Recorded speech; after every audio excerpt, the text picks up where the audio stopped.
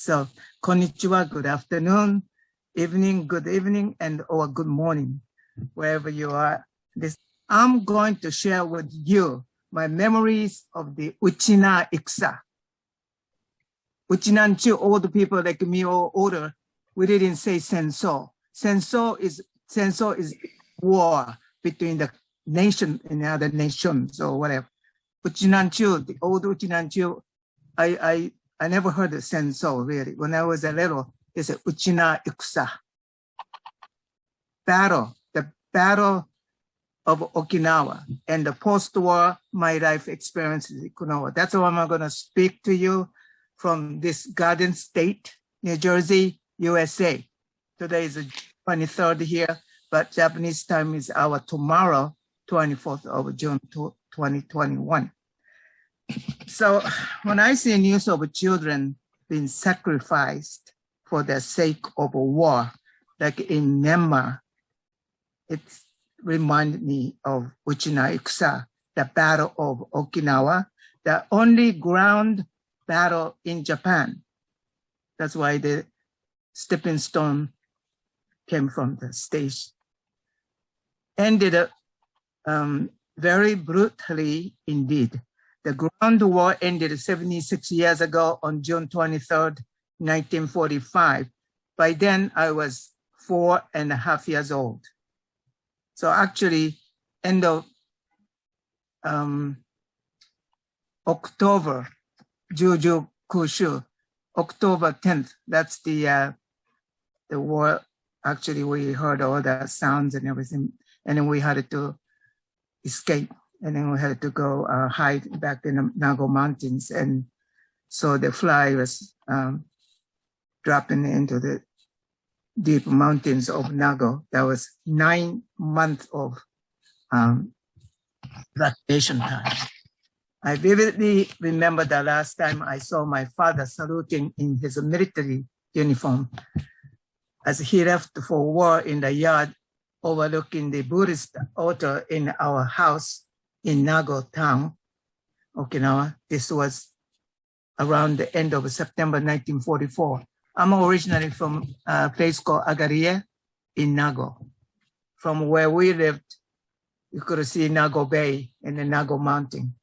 Henoko and the other areas, now they're part of Nago City. But when I left Okinawa, Nago was a town.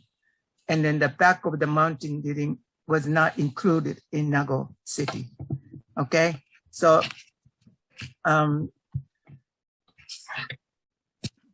after my family headed for the cave shelter, it's called Go or Gama, where we took refuge about 2 miles in the woods on a large hill. And my mother was holding a new baby. Okay, he was born ending of the August, and then October 10th, before that, early October. So the boy was youngest, but it was about a month and a half. And then another brother, a year above him, year and a half, was carried by my oldest brother, 13-year-old brother. So 2 younger brothers below me, I was 3 going 4, and then my mother was carrying infant to my 13.5-year-old brother was carrying the year-and-a-half-old brother. That's what happens when you have babies every year. And I was carrying my own backpack. And then we didn't call backpack or rucksack or back, whatever. We used to call the old Japanese word haino. And I was dressed in a jacket with the names, dates of birth, and the addresses of all the members of my family sewn into the front left lining of the jacket. And I was alone. And before we left the house, I was repeatedly told to be prepared to follow my mother and brother for the rest of my life. Alone, so I followed them, dressed as a boy with a thick hood over my head and a backpack filled with water, rice balls, and the soft paper. Before the evacuation, my father was still home. My brother made me stand upright and memorize my name, date of birth, and the address. I was like a chokuritsu fudo in Japanese, we call it. Then that was, and then also there was order, O-R-D-R, from my father to my oldest brother. No matter what happens, never cry. This was the rule, because if the friendly soldiers, we used to call Yugun, sorry to clearly mention about these words and description of Yugun. It's not, please do not take it personally. That's how we used to call Japanese soldiers, supposed to be our Okinawans allies, friendly soldiers, spelled friendly military, Yugun. But meaning supposedly allies to the islanders, this covers our hideout. If they hide out, everyone could be in danger of being massacred. Ironically, the term friendliness meant Japanese soldier, our allies, but during the war, they were known as the cruelest, and I was very, very afraid of them. But then my father volunteered to join them. That's what confused me years and years. I started wondering about my father when I was like fourth, fifth grade, and in junior high and in high school. And after the war, my mother, my oldest brother, nobody talked about the war. Nobody talked about the experiences, what had happened in the caves, shelters, anywhere, nothing like that. Always, if somebody started talking about the war, somebody be quiet, shut up, or they leave the scene. So during this evacuation time in the caves were, there was many caves in the mid areas of mountains connected to the Nago, big Nago mountain. And this natural caves, the men, excuse me, my father and the men in Nago, they enlarged each cave, so the family could run there and then hide. That's what they prepared, and then they took off for the south. So in the shelter, when we were in the cave, we were very, very hungry, and I was starving. I found a hand grenade in my mother's bag, which I thought it was a sweet potato, and tried to eat it.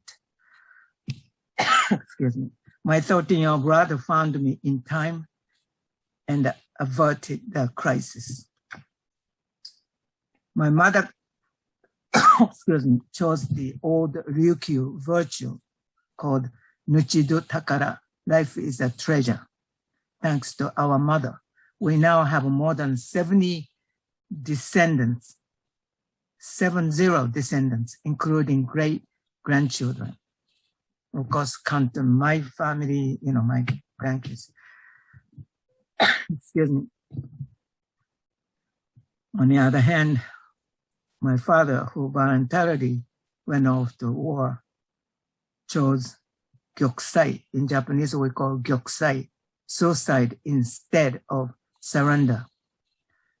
The commander at the time for 32nd Army Battalion of Japanese, the commander's name, Mitsuru Ushijima, he committed suicide on June 22nd, actually.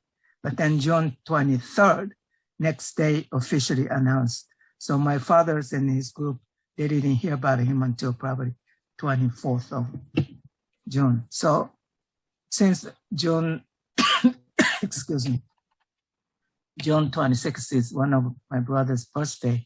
So we made our father's Memorial Day is June 27th. We went to look for his helmets or something, bodies or something. where now Mr. Gushken and other people were looking for the area.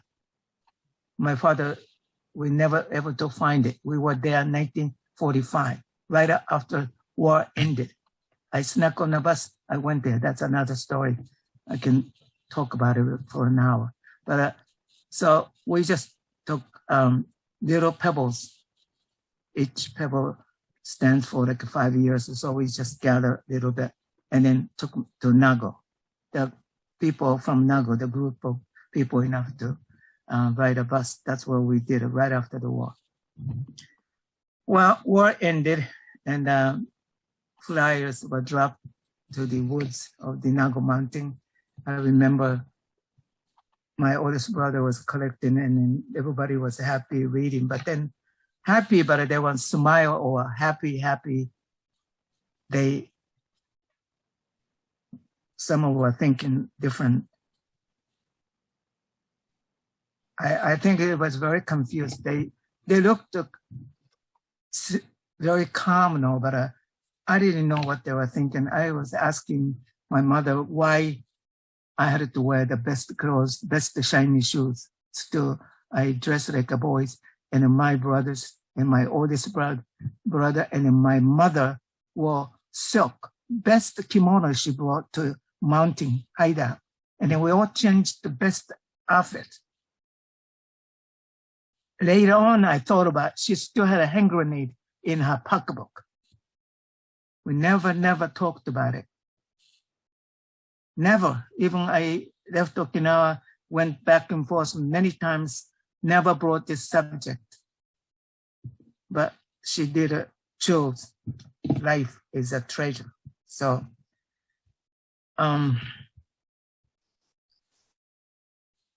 after the war, we lived in poverty for a while.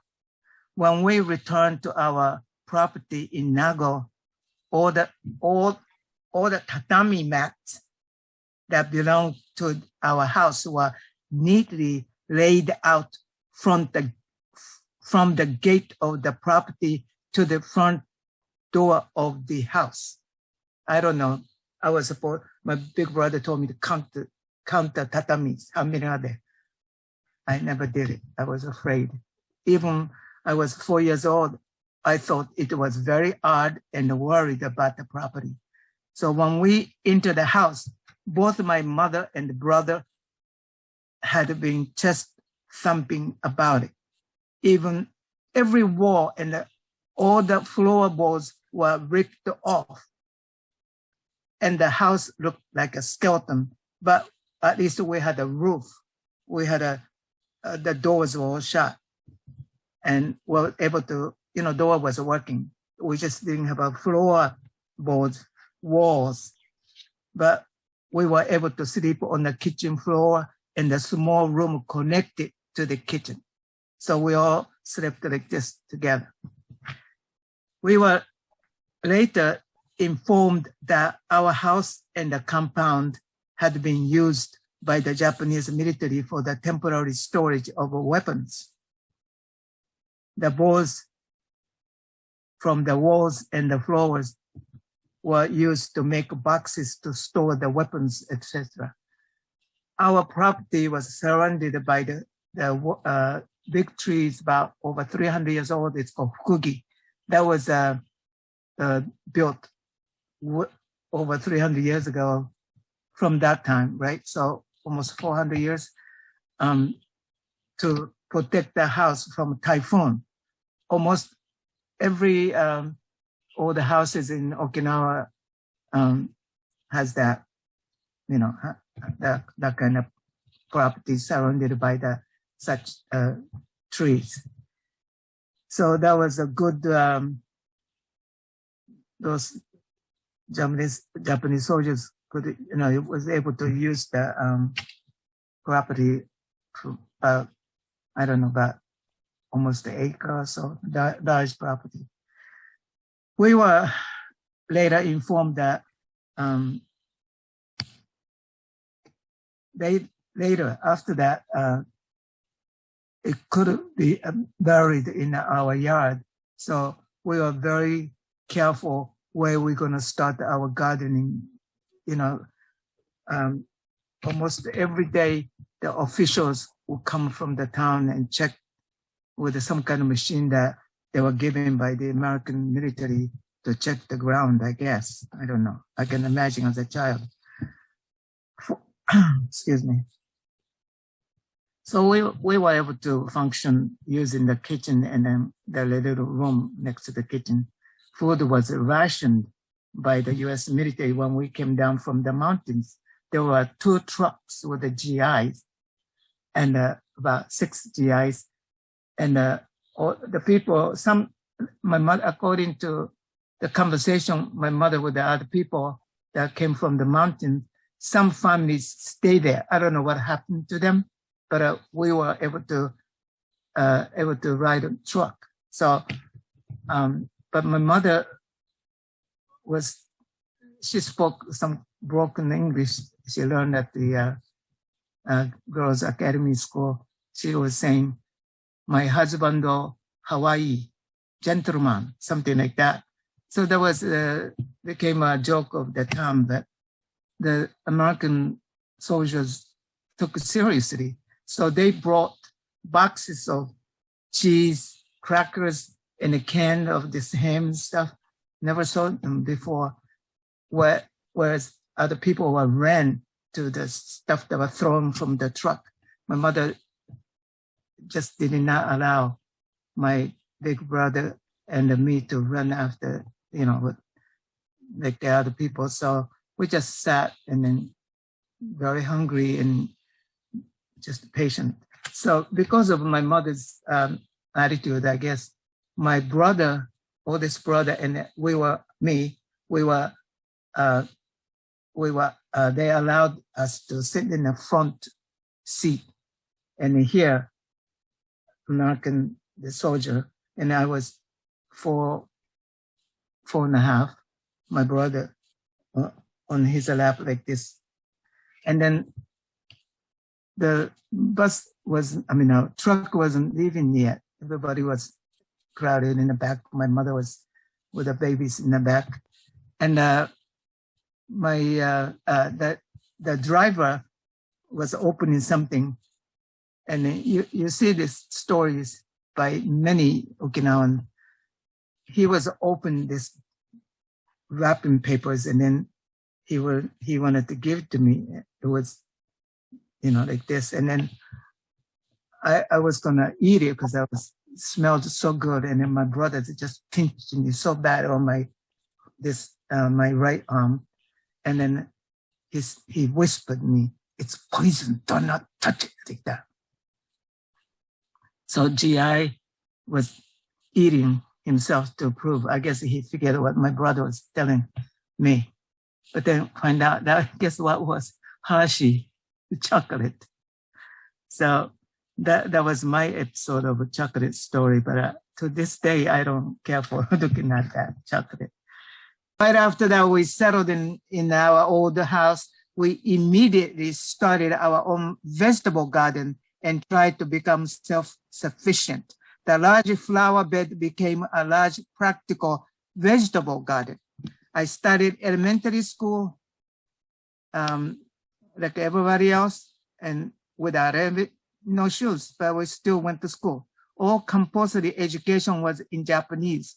Although I had heard that in Okinawa, this had been the case since before the war, I was taught Japanese history in high school, not Ryukyu history. Writing hiragana in Uchina-Guchi was -0. Students who sang Uchina's traditional songs, playing sanshin, practicing Ryukyu dances, and/or did a karate or ashiba in Uchina-Guchi, means delinquents in those days. Of course, since then, the traditional arts and culture of the Ryukyus have been reviewed and then spread throughout the world, especially Karate-Do, which has developed several million practitioners throughout the world. Any questions so far? No? Okay, that's true. The millions practitioners of karate throughout the world. It was not until I grew up that I was able to objectively view all these educational, social, and cultural impositions by the government as assimilation policies. I think it's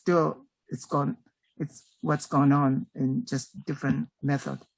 This regulation called the phenomena of segregation from even elementary pupils to high school students in terms of status and relationships. From the time we were in the lower grades of elementary school, we would punished by having dialect tag, Hogan Huda, about 4 inches by 10 inches. This we had to hang it around the neck if we spoke dialect, Uchina-Ikusa.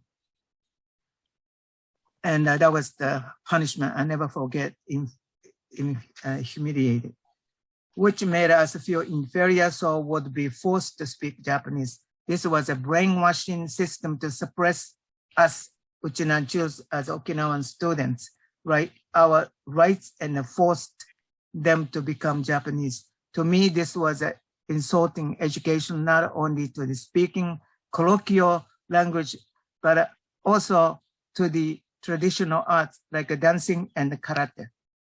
By the time I was 6 years old, I had learned from my grandmother how to rip off the outer leaves of all green leafy vegetables like shimana, that's Okinawan mustard greens. By the way, the source of protein was cicadas, grasshoppers, and bullfrogs' thigh meat, which was stewed and roasted over fire. Chicago Bay, there used to be a pitu hunt, sea pigs, dolphin hunt. Believe it or not, we ate the dolphin. It was in the spring year one time. I was in my 3rd year of elementary school. I actually went in the seawater, which was stained with the dolphin blood, to help pull a rope or bring one of the many dolphins caught to the beach. As a child, I saw the town men were on many small boats using harpoons, spears, and hatchets to hunt the sea animals, dolphins. It was a time when there were no refrigerators, so we were given half of that bag of meat to share, and we ate dolphin meat for many days. I don't want even to think about it now. Inago dolphin hunting has already come to a halt. They don't do that anymore. After the war, a group of Okinawan descendant Hawaiians shipped over 500 pigs to Okinawa. The U.S. military aided to ship the pigs. The pigs arrived at the White Beach. We heard about it, but it was too far from Nago. Before the war, many Okinawans were raising pigs, goats, ducks, and chickens, so forth. But also all the animals were killed during the war. So as 1 out of 3 to 4 civilians were killed. That's the big difference from the mainland Japan. And our group suicide, which was forced, and or to do so was culturally expected by the Japanese government and our soldiers who were hiding in caves with the civilians. Again, it's called gyokusai, suicide instead of surrender, but in a family group and or a large group of civilians. From 1st grade on, all of our compulsory education was in Japanese. And so we gradually people becoming a Japanese historical.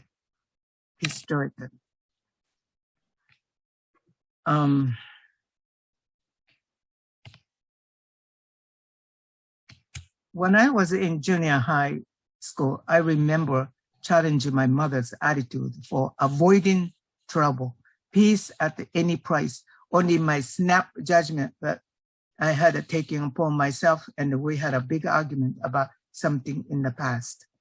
My mother's constant calm and collected demeanor felt like a matter of fact attitude to me. Sometimes she was like at the evacuation site during wartime. It is said that children grow up watching their parents' joy, anger, and sorrow and panic but I may have been more likely to turn a blind eye to the motives behind my mother's words and actions. Even now, I'm horrified when I think about the psychological state of my mother, who was 36 years old at the time, living in many evacuation cave shelters for 9 months with 4 children around her constantly, and a hand grenade in her bag. At one of the cave shelters, I tried to eat it because I thought it was a sweet potato, as I spoke to you before. But when I think of her, my heart aches because I became a widow when I was 37 here, but I had a refrigerator, I had a car. I lived in this rich country with 3 kids. Being in a garden always taught process habit. I always end up in this process of pensive thinking. It's a part of my memory, but once I write it down, the thought seems to disappear or diminish. I guess it's just a different form of emotional purification that happens to everyone. Perhaps it's because of our post-war lifestyle, but tinkering in the soil has been a hobby of mine for a long time, even in the United States, especially this garden state, New Jersey. I'm very proud to speak to you from this state, land of garden. Observing the sprouting of a seed planted in the ground, such as shimana, mustard greens, or goya, bitter melons, or smelling the aroma of mugwort, huchiba, naturally invigorates me. This vitality leads me to think about development of human character. That's it. My story ends. And thank you for listening. And sorry, I rushed up like this. I should have memorized. Right.